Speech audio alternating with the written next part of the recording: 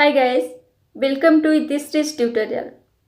Guys, we have already completed stanza 1 to 21 in two videos. Today hopefully we will complete the remaining stanzas. Let's have stanza 22.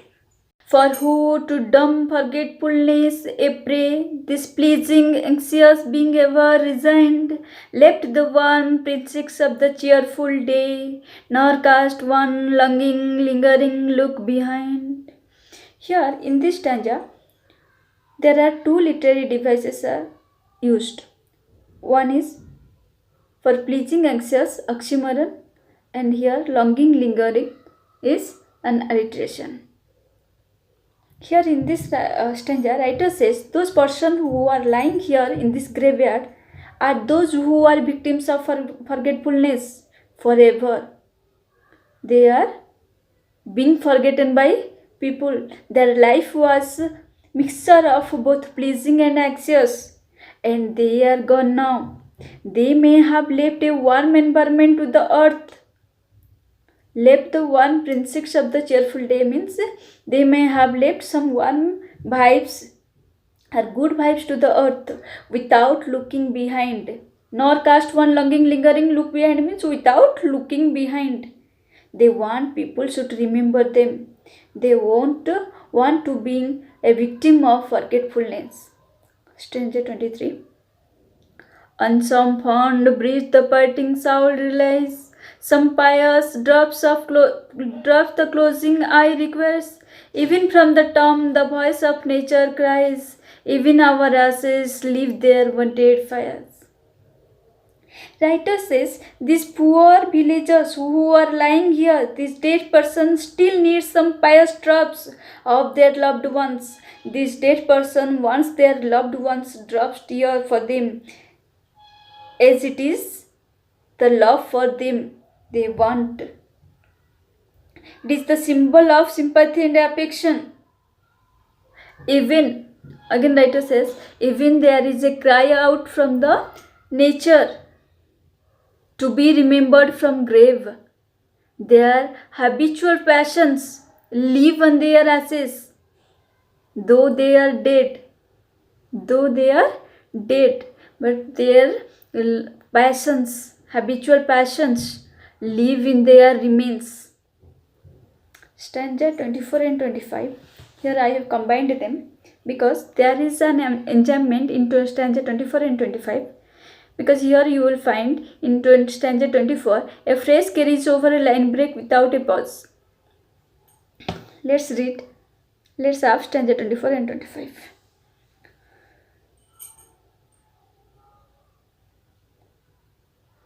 For thee who mindful of the unhonored dead, dost in these lines their artless tale relate. If chance by lonely contemplation led, some kindred spirit shall inquire thy fate. Hopefully some hoary-headed swan may say, often have we seen him at the peep of dawn, brushing with hasty steps the dews away to meet the sun upon the upland lawn. Here speaker has addressed thee as himself. He says, this dead poor guy is remembered by no one, but he himself as a poet wants to remember them in these lines. Means through his poem he wants to remember these poor dead guys. He wants to write something in order to remember them. This is a kind of honor to give. This is the kind of honor he gives to this villager. He wished that a kind-hearted man similar to him will lead to this churchyard. And one day, if anyone happened to meet a grey-haired villager or an old man and asked about the poet, writer hopes that grey-headed guy will reply or would say that he has seen him in this churchyard hurrying through the dew covered grass to meet the sun while brushing his teeth. Stanza 26. There at the foot of yonder nodding beech, that breathes its old fantastic roots so high, his listless length at noontide would he stretch and pour upon brook that bubbles by. Speaker says, what else that villager will say about the poet? He will say that poet has seen him lying near beach under high rooted trees, stretching his hand and leg. He was paying attention, he was enjoying, he was staring at the bubbles coming nearby the brook. Stanza 27. Hard by yonder wood, now smiling as in scorn, muttering his wayward fancies he would rove, now dropping awful one like one forlorn, or crazed with care, or crushed in hopeless love. Forlorn means lonely, unhappy. Rove means wandered. Muttering means, speak in low voice. Very important. Hard by yon. Hard by yon means right by there, right over there. He continues. The old grey-haired villager would say that poet used to wander in nearby forest. Sometimes the poet would smile scornfully and muttering himself. He would look pale, rejected, unhappy, drooping, as if he was in love with someone who didn't love him back. He was looking like a rejected lover or as a victim of love. Stanza 28. One morn I missed him on the customed hill, along the heath and near his favourite tree. Another came nor yet beside the rill, nor up the lawn, nor at the wood was he. Here speaker imagines that the old man would say, one morning he missed seeing poet in the hillside by his favorite tree. The another next day he didn't happen to see the poet by the brook or on the lawn or even by the woods. He searched everywhere, he searched even his favorite places, but he didn't happen to see him. Stanza 29. The next with does dew in sad array, slow through the churchway path we saw him burn. Approach and read, for thou canst read the lay, graved on the stone beneath you aged throne. Does means at a funeral song. He says the old man continues, saying about him that on the past day the poet didn't sing, but the funeral were played, and he was carried through the churchyard in a funeral procession. He was carried through the church path on the shoulders of village people in a funeral procession. Their villagers invites the passerby and asked them to read the epitaph of the writer, which is engraved over the tomb and beneath the stone. He searched everywhere, but he didn't happen to see him. He searched even his favorite places. But the next day, he happened to see a funeral was going on.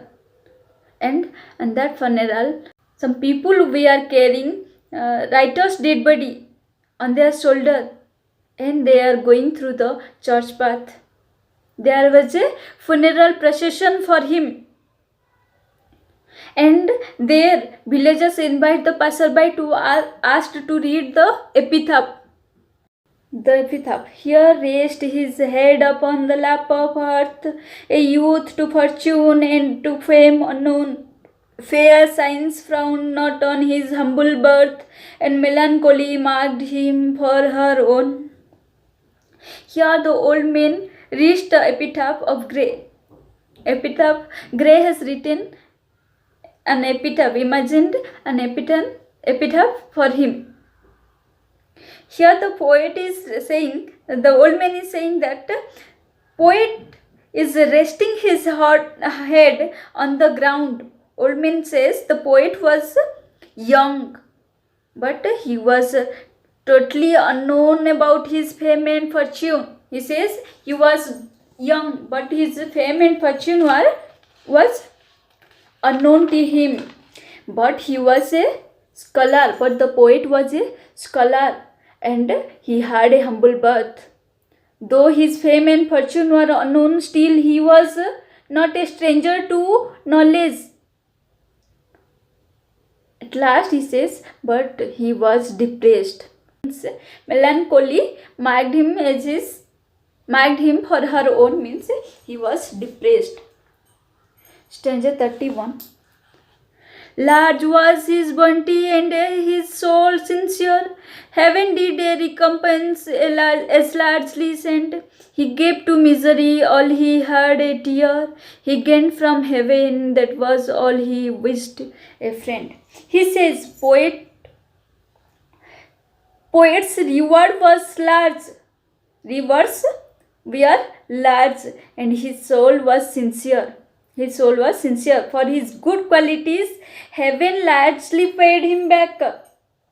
But he had given all what he had to his miseries, though he had nothing more than tears.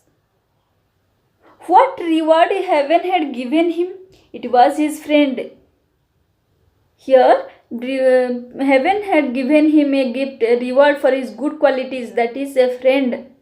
He must have talking here about his friend Richard West. Last stanza number 32. No further seek his merits to disclose, or draw his frailties from their dreaded of. There they alike in trembling hope repose, the bosom of his father and his God. Here writer says, don't try to know about his good qualities and bad qualities. Don't try to put or throw the dirt on his bad qualities, on his weaknesses, and even don't try to know his good qualities, because he is resting with God. He is resting with God, and his good qualities and bad qualities both are with God. Don't try to know it. Don't try to put dirt on his weaknesses. Here we have completed the poem Elegy written in a country churchyard. Very soon I will come up with a new video with a new lesson, or with a new literary, most probably a new literary devices. Thank you very much. Till then, bye bye and take care.